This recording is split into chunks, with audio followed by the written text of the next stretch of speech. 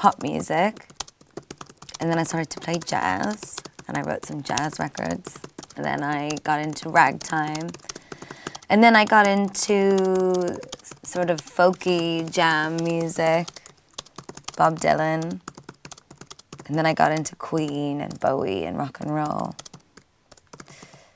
And then I started listening to disco.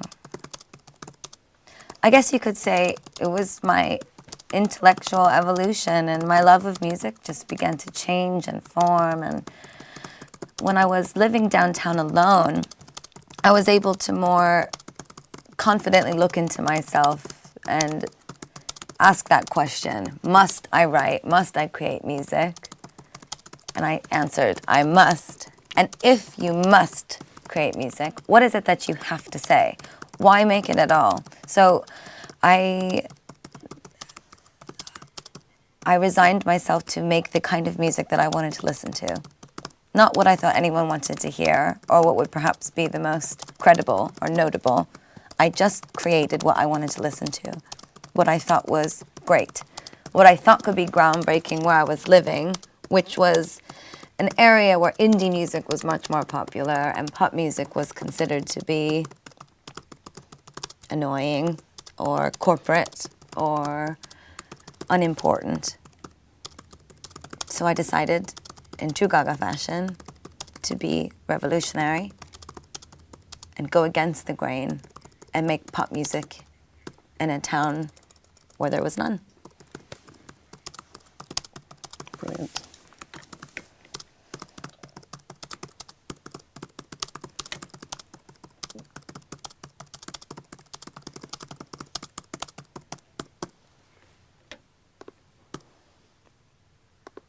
Hi everyone, I love you. I'm glad you can fill these I wish little I could gaps. see all of you. It's not fair. This lovely window, you have a lovely window. I don't get to see all of you. It's not fair. Okay. Just bringing up our 6th question now. We need to build little teeny tiny monster satellites. And this is a question about your monsters, Okay, which is great. good. Your fans do so much for you, from rallying together to vote you to the top of the charts to holding mass requesting sessions on radio stations. Why do you think so many little monsters care and support you the way they do? And that's from Farah Marie in Santa Barbara. You know, I don't know. I feel so blessed. It's so unexplainable, the love that I feel from my fans and how they treat me. All of the videos that they create and the lovely notes and the artwork. I mean, just the other day I spent a few hours just reading through all this fan mail that was sent to me and sending back autographs and looking at all the artwork. And I sit with House of Gaga and people that I work with in the crew, and we all rave about how talented and lovely my fans are. I guess all I would say is I think love is it's a symbiotic thing, especially when it's real. So perhaps it's just very real. And I put love into my fans and they put love into me, and we just continue to give love back and forth to each other forever.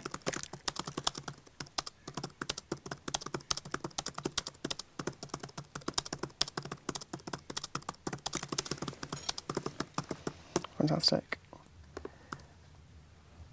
And I have a feeling that my next question, or our next question rather, relates directly to that. Great. And to the idea of this relationship between you and your fans and sort of the give and take between both of you. This is by Vikram Alexi Kansara in New York. And his question is, traditionally pop stars engage in one-way communication with their fans, but your relationship with your little monsters is more like a digital conversation. Is this a conscious or instinctual gesture? It's instinctual. I am the way I want to be with my fans. We have a very special and honest relationship. It's almost comical to even talk about, because I go on stage sometimes and I have had a really bad day or something's wrong. Just the other day I revealed to my fans that my grandpa's sick. My grandpa's in the hospital. And it's very difficult for me because I'm away and I want to be home, but I don't want to disappoint my fans because so many of them spent all their money on tickets to the shows. So I sat down at the piano and I said to them, I had a bad day. My grandpa's sick. And then the next day, I went to, as usual, say hello to all my fans on Twitter, let them know what I've been doing. And I had seen that there were all these lovely messages from them, and that worldwide they had trended, "Get well, Grandpa Gaga." That has nothing to do with my music or my clothes or making an album #1 or a song #1. That's just pure friendship. My new album that I'm creating, which is finished pretty much, was written with this new instinctual energy that I've developed getting to know my fans. They protect me, so it's now my destiny to protect them.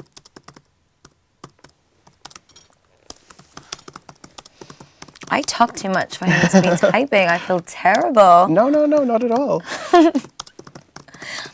You should just tell me to shut up. Okay, that's enough. Okay. I've had enough. Your fingers will be bleeding. We'll see when we get past the hour-long mark, then it might be that I try to pull out the one-question answers and things like that. But no, this is great. Okay, I'm just going to double-check. So you're typing and sending them live. Exactly. This is uploaded fabulous. live onto the website. So I'm just going to try and... So advanced.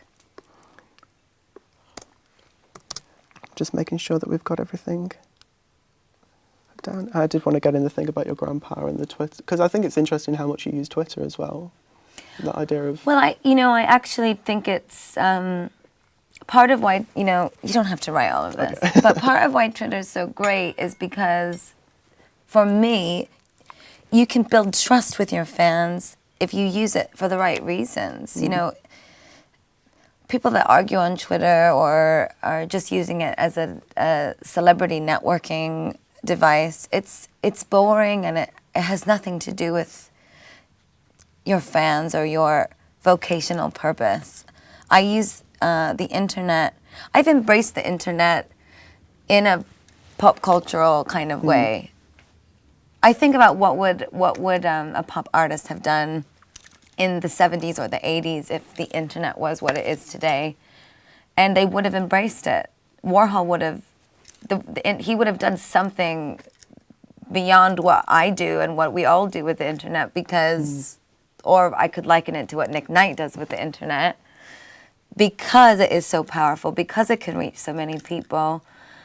Even previewing music videos and things, I can use the television, but the truth is that the internet is more powerful because it gives other people the platform to have a voice. You can comment, you can chat with other people that are watching the same videos that you're watching. You can make friends on the internet safely make friends. But I guess my point is, I think it's wonderful to embrace that there's now 2 windows. And that's what I was just saying about how I wish there was another window right now looking out into the fans. But I know that they can all comment online, which is wonderful. And I will read all of your comments. I just, embracing the internet is what a pop artist should do. It is the new era. It's the way we live. We are wired. It's interesting that you're talking about eras and ideas, because that kind of links on. This is a bit of a sort of volte-face or a non sequitur to what I've been asking you. But it's from John Galliano in Paris, who is asking, if you were able to travel through time, where would you go? Backwards or forwards, and why? It's a bit of a difficult one.